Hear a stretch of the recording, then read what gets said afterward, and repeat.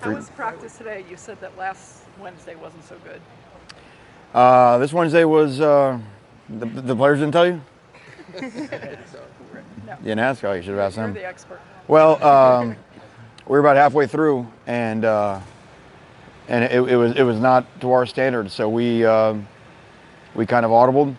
We set the ball down, and we just played 1 minute drill, where the losers had ramifications that, and we just sat there and just said if we're going to be nothing, we're going to be competitive, and that's the thing. We had started non-competitive, which means we still choose. We choose when to be competitive, when not to be competitive.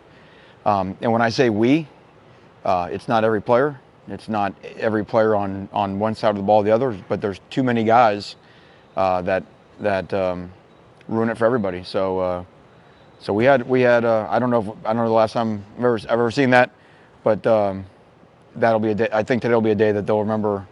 I think they'll be telling future recruiting classes about today's practice. How disappointing is that 5 weeks into from the first game?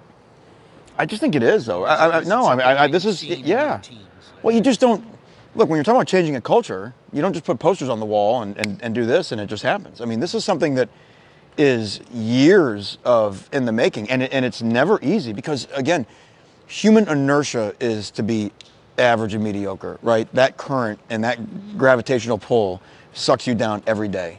And so it just doesn't happen where all of a sudden everyone's like, oh, I'm gonna come in here and bring my best every day. That is, I mean, quite literally why they call us coach, is to make sure that it happens. And then to, then to build a habit. I mean, the whole difference between the haves and have-nots in college football are the ones that get it established. Now you have a habit that's passed down from the older guys to the younger guys because they know the culture. The new guys come in and they absorb the culture from the older guys, from the locker room.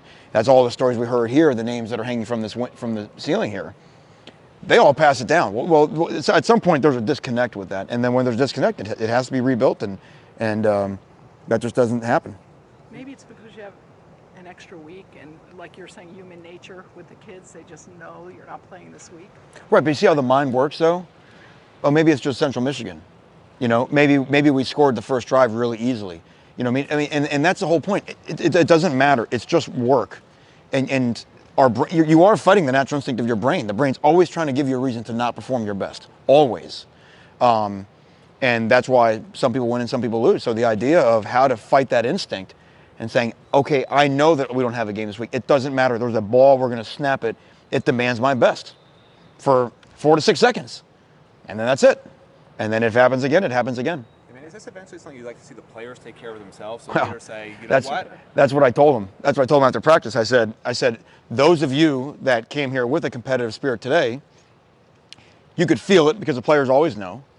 I said, my suggestion to you would be for you all to fix it because we're going to fix it as coaches. You probably like your solution better than you like our solution. But that's no different than on game day.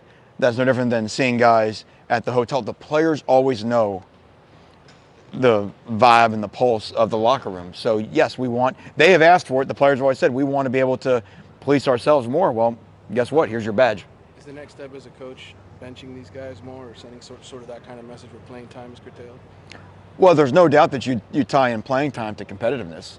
Mm-hmm. I think that is exactly true. I mean, you're trying to play your most competitive guys, and then you want to try to recruit the most talented competitive guys that you can find. But you don't want to go to battle with guys that are non-competitive. And for the most part, again, I'm going to say this. I mean, our guys, we don't have non-competitive guys. Our guys are competing.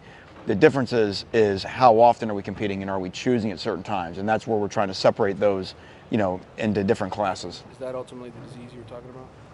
That's part of it, yeah. That's exactly part of it, and that's, do we, it's very, very hard in college football. Now, I want to make sure this is clear. This is not something that's mutually exclusive to the Miami Hurricanes. It's very hard to be the same team every week. I mean, we see that like week in and week out. So what we're asking, again, is not something that just, super easy, just happens. Manny, Trevon Hill, we talked to him for the first time today. It's interesting that he played at Virginia Tech. Sure. Can he help in any way? And also, what's he been like in his situation? And he said he just can't believe how badly he wants to play this week. No, I'm sure it's an important game for him. But to me, what I've enjoyed about him is just his the way he works. He's gotten better every week because he's kind of had to play himself back into shape starting in training camp because he missed some time in the summer. But he's been eager to learn, eager to work. He's been a guy that and I think his production has increased every week through the first 4 games of the season. And Manny, recruiting-wise, do you expect almost the whole class to sign early this year versus like past years? I don't know. I don't know the numbers exactly, but for whatever reason, it does seem like we have a large percentage of guys that are majors, which is big for us because I think right now we have Not just enroll early. I mean, sign in December. Well, both. Okay. But I mean, of the ones that came, we had a decent percentage that were December signings a year ago. But this class, for whatever reason, has a lot of guys that can mid-year enroll, which, like I said, with us having so few seniors, but we only have, I think we're only playing with 76 scholarship players right now, or something. It's mid-70s. I don't know what exactly it is. So we need some fresh reinforcements quickly. Manny, I know you said Zach McLeod is too important to this team to redshirt or consider redshirt this season. He didn't play on Saturday. Have there been any second thoughts? No, well, that decisions like that, and especially with a guy like Zach, what I said is still true. He is so important to us, but that was something that he came to us with during that week, and said, well, if there's a possibility, if he was going to get limited snaps on defense and just play on special teams. So what we have with Zach is we have another game where he can play. It's a very similar situation to what we did a year ago with B.J. Jennings and Corey Gaynor. If something were to happen catastrophically where we would need him for the long term, he'll be ready to go for the team. But if not, if something happens, we're just in a one game situation where he needs to finish a game, he can play, and we know we've got that game to play with. But otherwise, it'd be amazing if we could save him for the bowl, let him play in the bowl, and then and let him go have next season. In hindsight, would you have liked to have known that sooner to give you more games possibly? No, because it really comes down to, well, number one, it comes down to the young man's wishes, because we weren't going to force him to do something he didn't want to do, and that's when it presented itself to us.